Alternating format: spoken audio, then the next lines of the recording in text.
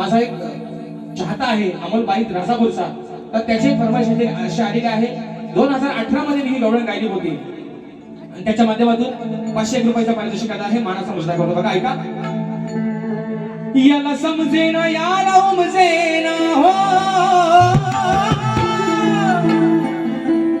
अहो याला समजेना याला उमजेना, कान्हा करतो बघा हाती, कान्हा करतो बघा हाती,